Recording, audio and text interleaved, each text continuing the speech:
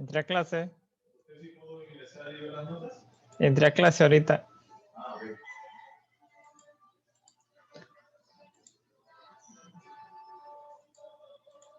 Hola, buenos días chicos, ¿cómo están?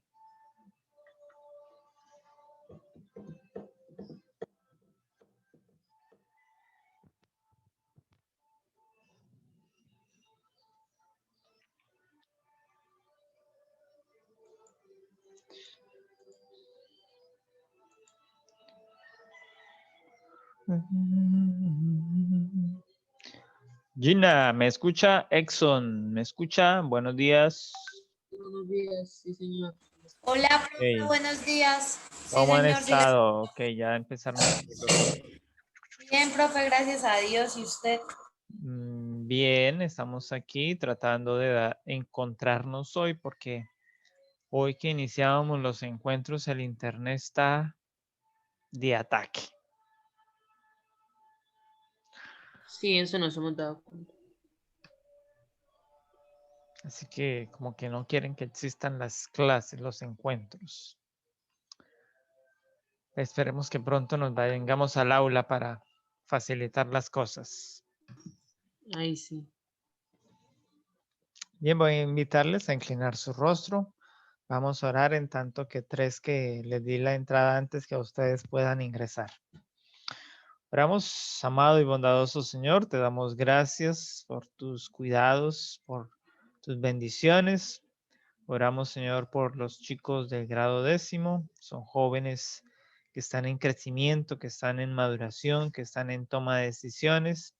Los colocamos, oh Señor, en tus manos para que tú puedas bendecirles y puedas guardarles. En el nombre de Jesús, amén. Amén.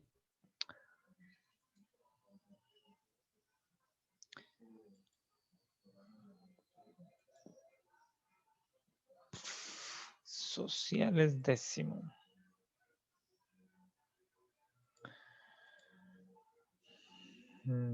Admitir.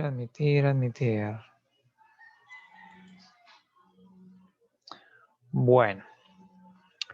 ¿Cómo les fue en estos días donde ustedes tenían que hacer un trabajo de exploración y de ir adelantando los ejercicios pedagógicos? ¿Pudieron iniciar el proceso? ¿Han tenido acceso? ¿Cómo ha sido su experiencia?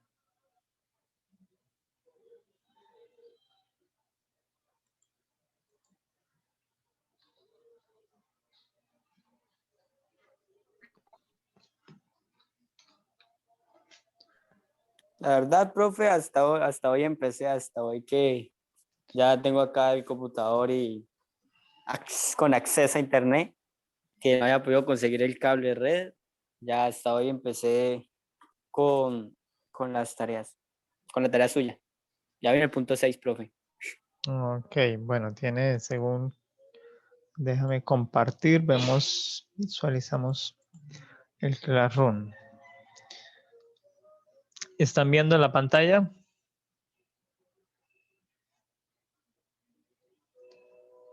Aún está cargando. Me avisan cuando ya les salga. Bueno.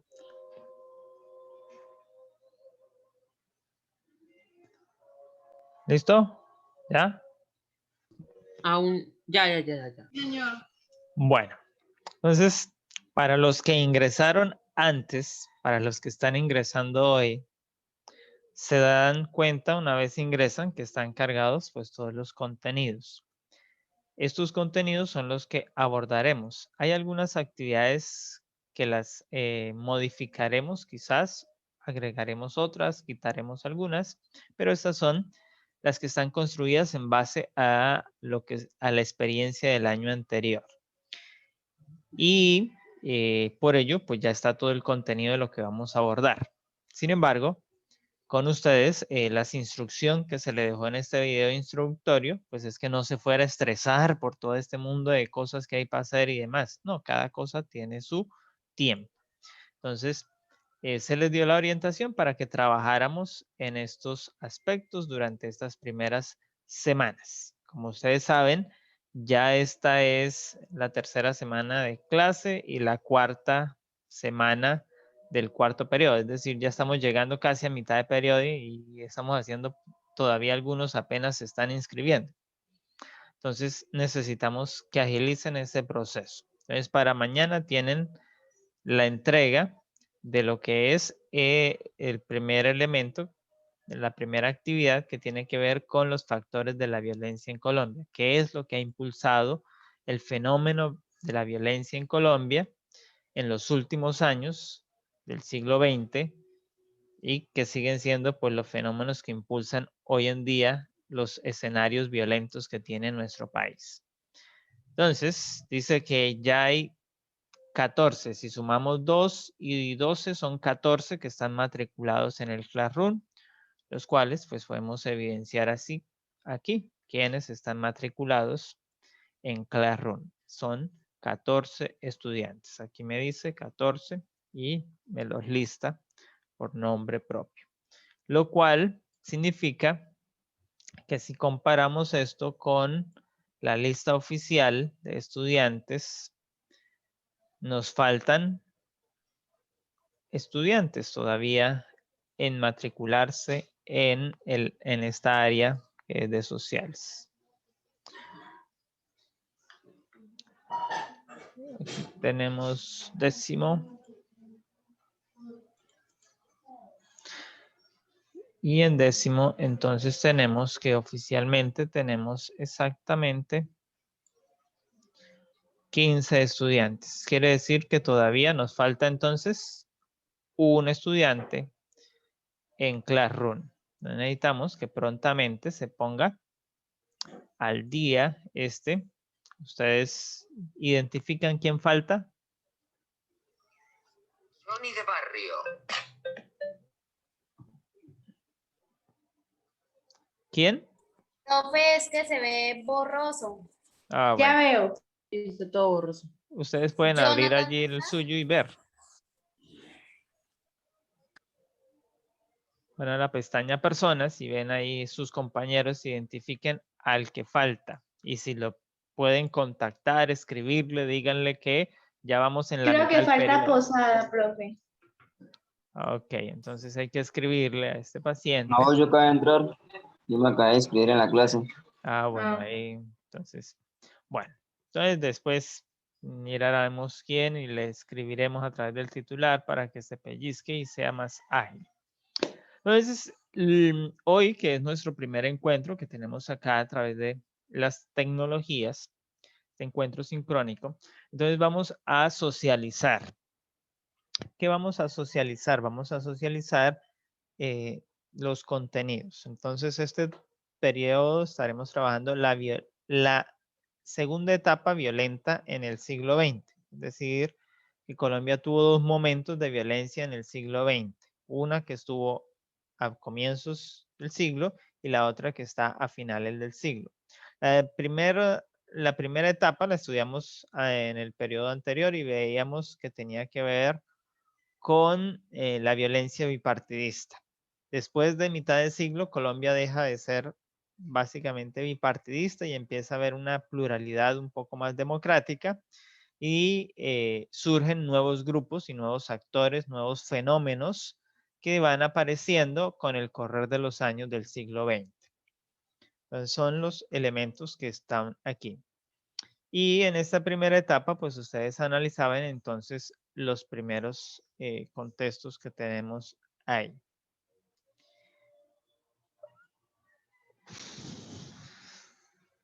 Bien, voy a tomar la evidencia de la pantalla de quienes han logrado ingresar para el tema de la asistencia a la clase. Y vamos a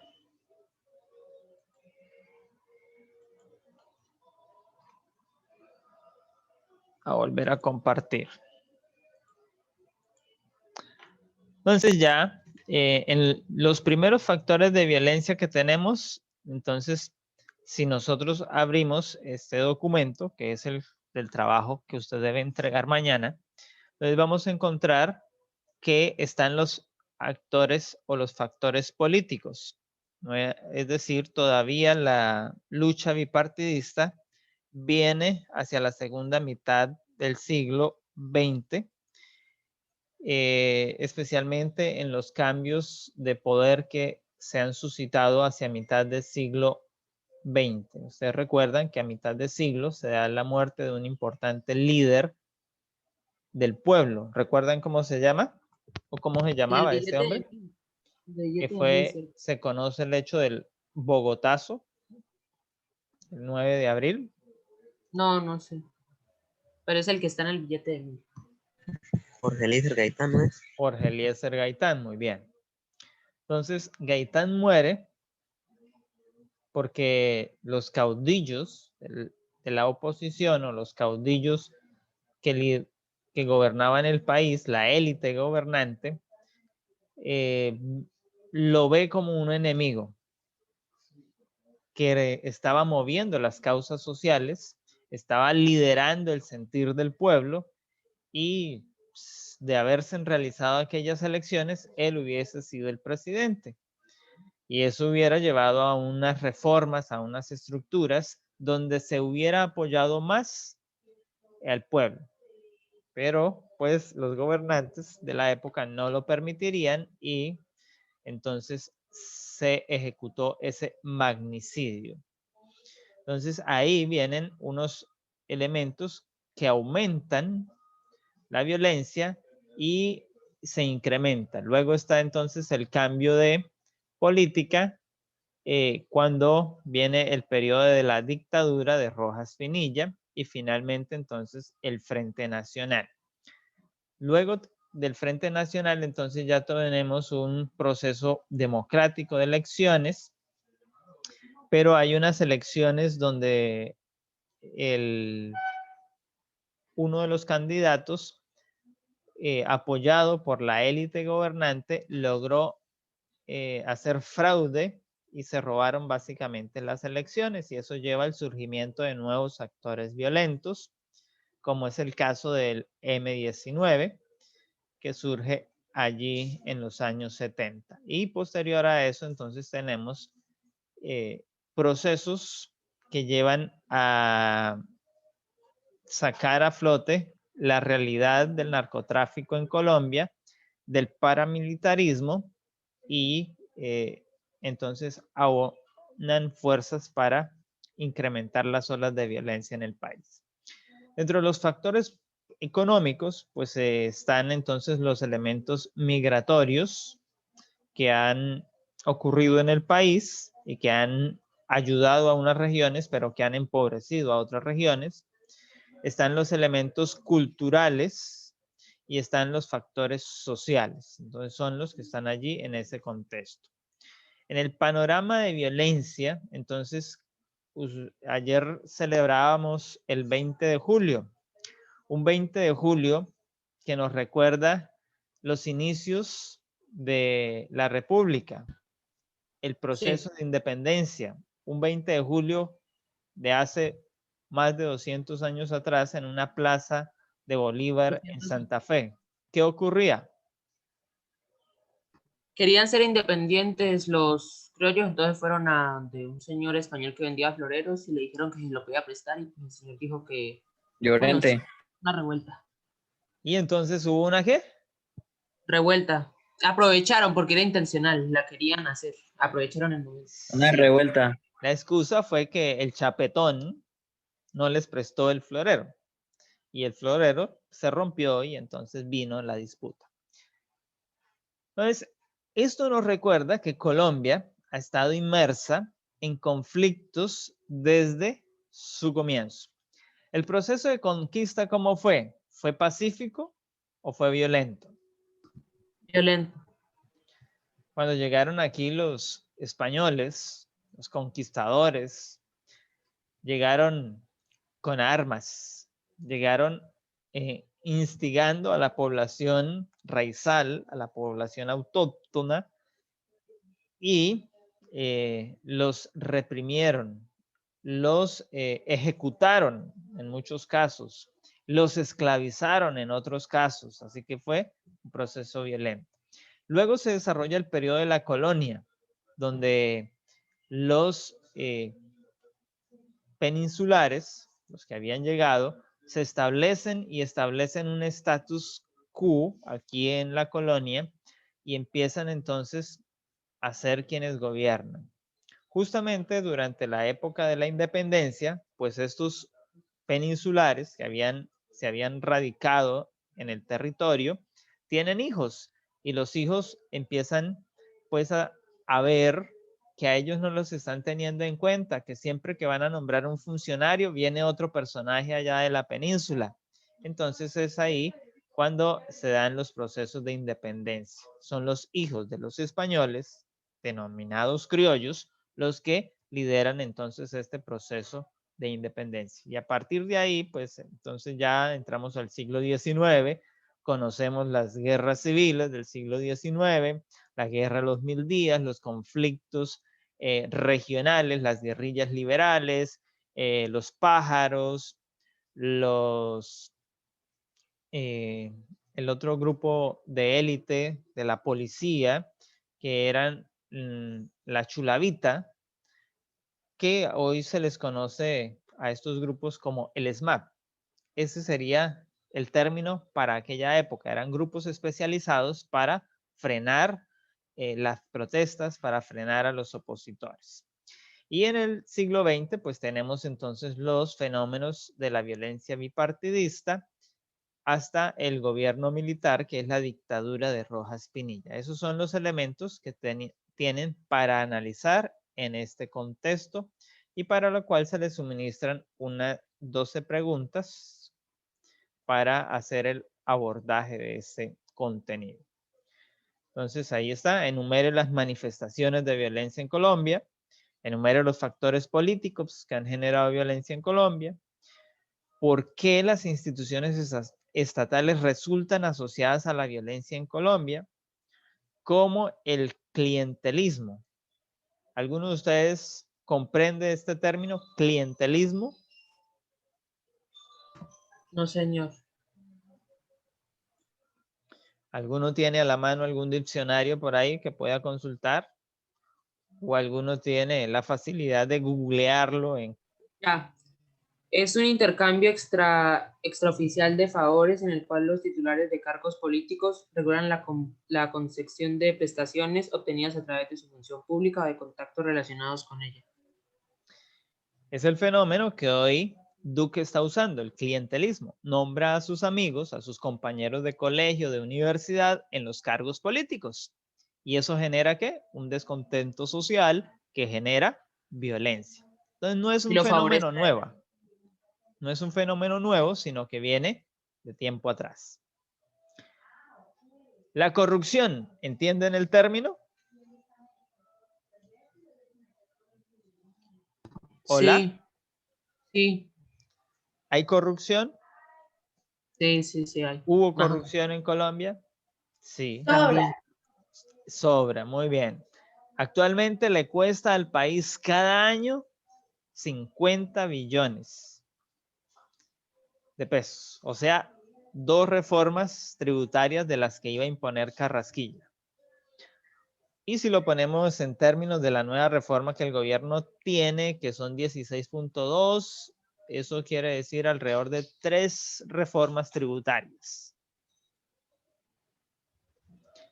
Luego entonces dice enumere los factores económicos, los factores culturales, los factores sociales que han incrementado o que han llevado a episodios violentos en Colombia. La pregunta 9 entonces dice comente cómo fue la violencia en Colombia durante el periodo de la conquista, la colonia y la independencia. Entonces aquí hace usted un resumen después de haber respondido todas estas, ya tiene el ideario para decir en sus palabras cómo se dio todo ese proceso de violencia. El 10 nos dice entonces qué caracterizó los conflictos del siglo XIX y el 11 qué marcan los conflictos del siglo XX. Así que son preguntas muy esenciales, muy básicas, que nos van a permitir entonces hacer una apropiación de esa realidad de la historia nacional. ¿Qué nos va a ir dando un bagaje para abordar entonces el contexto que nosotros estamos viviendo. Colombia vive un episodio de violencia, un estallido social que el mismo gobierno niega, que ante la comunidad internacional se ha tratado de ocultar, pero que es muy evidente en los procesos, investigaciones, denuncias sociales que se han hecho y que los organismos que hacen seguimiento a estos comportamientos pues están preocupados porque se ha incrementado. Estamos nuevamente en un fenómeno que podría suscitar más grupos armados, que podría suscitar un mayor número de bajas de civiles, de inocentes en este conflicto. Y más cuando estamos a puertas de un proceso electoral para presidencia y para Senado, como es el que se adelantará entonces en 2022, en el primer semestre de 2022. ¿Preguntas hasta allí?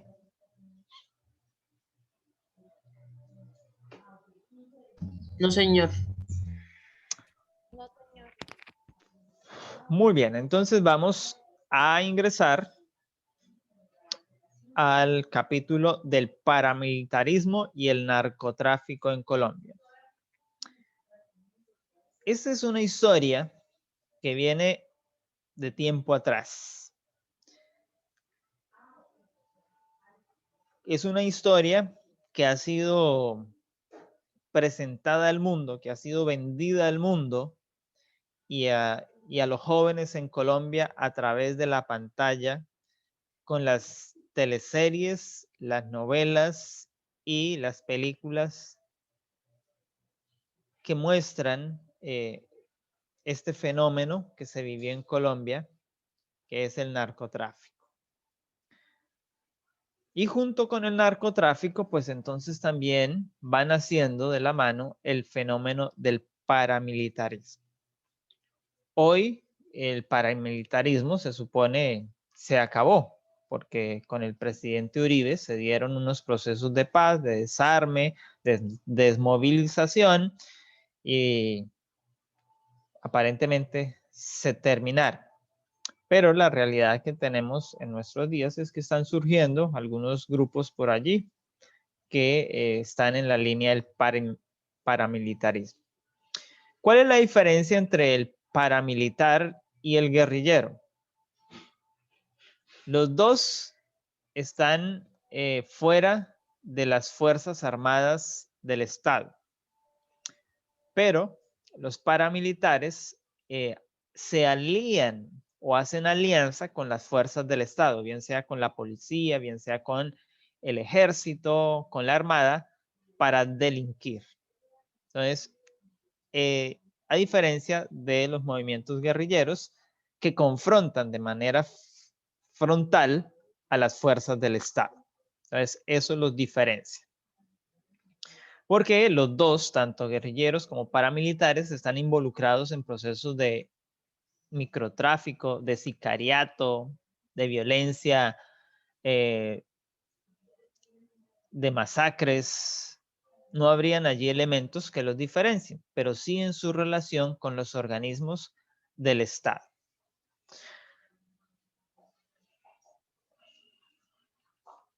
Entonces, aquí podemos encontrar en este documento que se nos hace énfasis en la década del 60, del 70, del 80 y del 90, cuando el narcotráfico en Colombia inicia sus pasos. Cuando Colombia inicia el proceso de exportación de estas sustancias prohibidas, inicia con la cocaína. Eso era lo que iba en auge.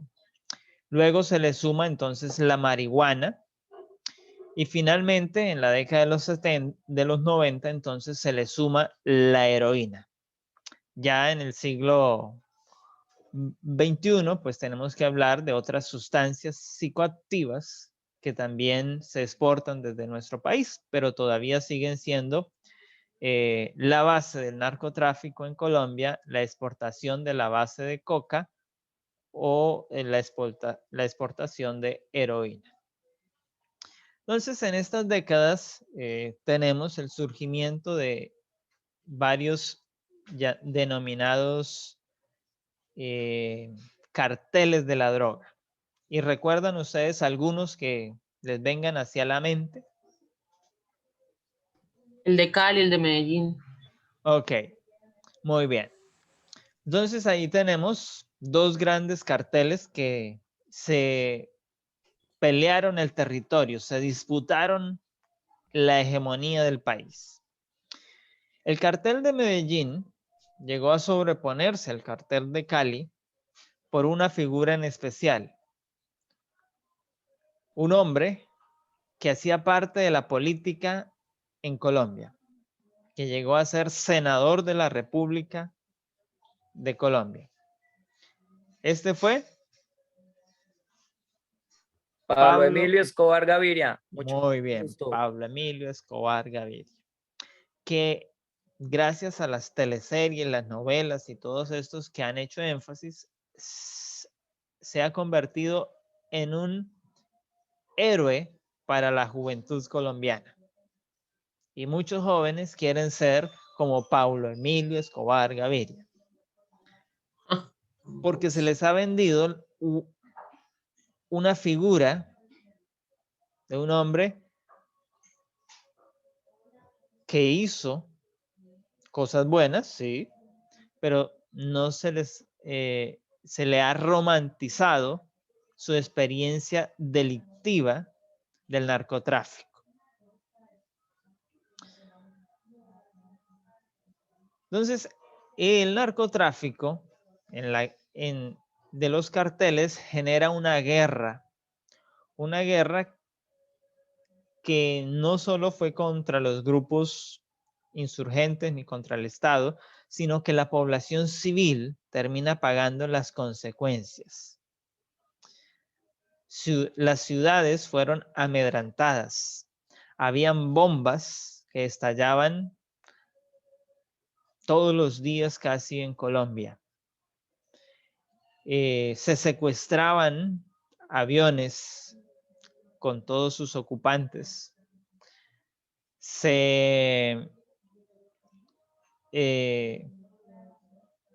Las masacres, profe. Las masacres, muy bien. También se ejecutaban familias Los enteras. atentados. Secuestros. Los atentados, homicidios. Extorsiones. Votaciones.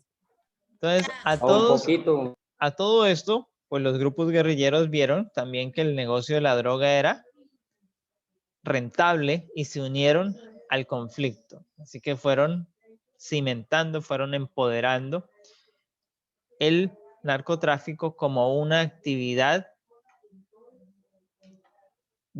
que les facilitaba los ingresos. Y Colombia se ve inmersa entonces a nivel de la comunidad internacional como un país productor de coca. Ya no era el productor cafetero que se había vendido en el siglo XIX, XVIII, con la experiencia del café, sino que ahora era el país productor de coca. Fue tanto así que el mismo Pablo Emilio Escobar Gaviria tuvo la osadía de ofrecerle al presidente de la época pagar la deuda internacional de Colombia para que Colombia fuera liberada de las ataduras internacionales y tuviera entonces un crecimiento, un desarrollo. Era tal la visión de este hombre en inversión en infraestructura que hoy tenemos todavía algunos de sus legados que se han conservado o que no se acabaron con el paso de los años o con la corrupción en Colombia, como es la Hacienda Nápoles. que es un sitio turístico que podemos ir y visitar, y allí podemos ver entonces en parte la visión que tenía este hombre. En Medellín, pues hay un barrio entero que él edificó y que se lo regaló a la gente que no tenía recursos, a la gente pobre. Y a muchas otras personas ayudó, les dio para que estudiaran, para que hicieran. Eso estaba dentro de lo bueno que hacía. Pero detrás de eso, Profe, y las canchas, las canchas en los barrios de Medellín, el edificio Mónaco, pues lastimosamente lo tuvieron que derrumbar, pero decían que es que era uno de los más top en Ahora ese es un tiempo, parque. que Ese había, barrio uf, no era donde vivían los papás de él. No, no, en el edificio él Mónaco vivió la familia de él hasta el atentado. está hablando del barrio. Ah, el barrio, Sí, El barrio lo construyó y allá lo toman como digamos, un niño de pues en como las series aparece eso. Pues he visto eso, que él al barrio que más privilegiaba era ese, donde vivían los papás. no porque él construyó barrios. sí. Y Medellín llegó a ser conocida como la ciudad de Pablo Escobar Gaviria. Cuando en el Senado de la República se le inician las investigaciones por narcotráfico, por estar relacionado con los carteles de la droga, él niega cualquier relación y finalmente pues termina su periodo y finalmente conocemos que cae, bueno, se entrega, porque él no es que caiga, sino que él mismo hace construir una cárcel en Envigado con todas las comodidades para él entregarse y pasar finalmente sus días allí, pero ante la posible extradición decide hablando de Pablo Escobar. fugarse. Entonces, allí tenemos esto. La etapa Luego viene el de... atentado del Palacio de la Justicia. Daniel, el Todo el tema. micrófono.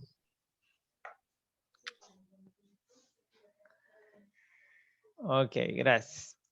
Entonces, cuando la figura de la extradición empieza a tocarse en Colombia, todos estos capos, tanto del cartel de Cali como el cartel de Medellín, que se habían entregado, que habían hecho un acuerdo con el Estado para entregarse y pagar sus penas aquí en Colombia, entonces, pero la justicia americana buscaba llevarlos a su territorio para que cumplieran allí, para buscar qué otros implicados estaban y así condenarlos.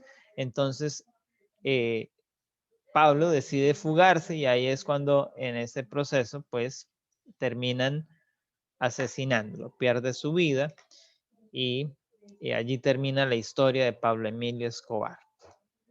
Sin embargo, su legado, tanto a nivel delictivo, pues ha servido para inspirar a otros a seguir esa línea, como las buenas acciones que realizó, pues le respaldan en parte de muchas personas que recibieron su ayuda o sus beneficios.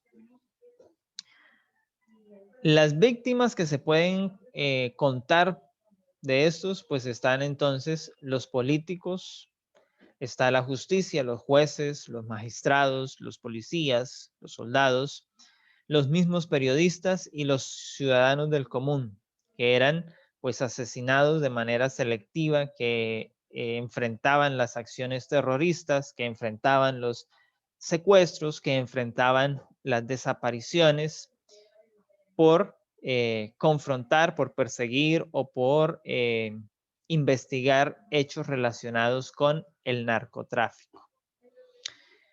En relación con los grupos paramilitares, estos grupos surgen en Cali y en la zona del Medellín y surgen como unos grupos que guardan, que prestan seguridad especial o seguridad privada a los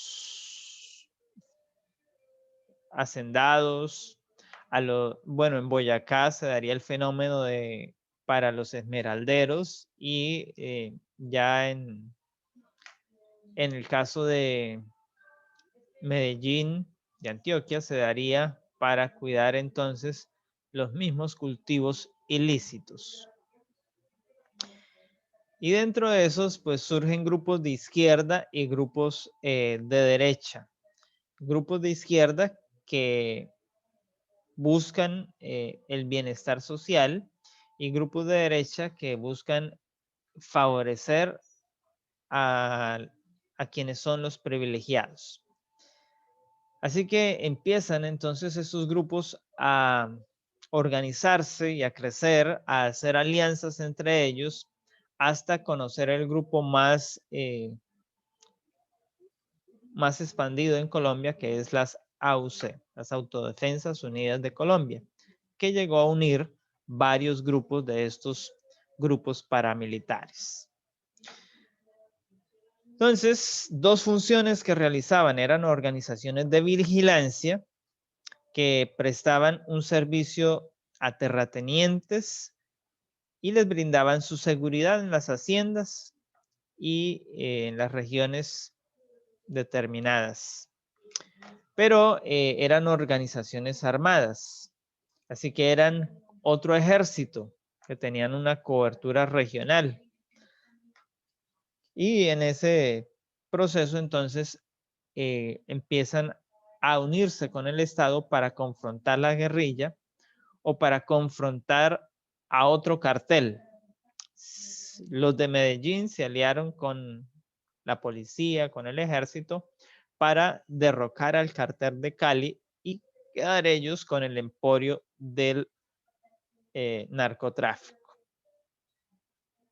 Entonces ahí se viven esas disputas. De esa manera el Estado también se involucra en los procesos paramilitares y en el proceso del narcotráfico.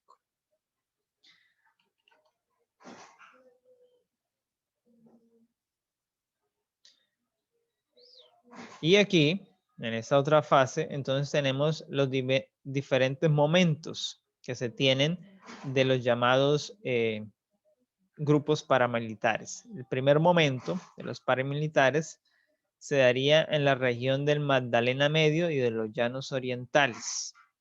El segundo momento se viviría en el Valle del Cauca, el Valle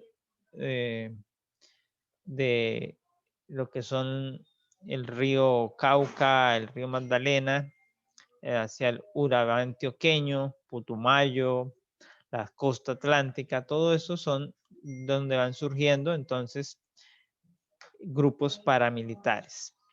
En Antioquia, bajo la alcaldía de Uribe y la gobernación de Uribe, se empoderan las famosas Convivir, que eran grupos también paramilitares que creaban para defender, entonces prestar un servicio a los ganaderos, a las fincas cafeteras de seguridad especial.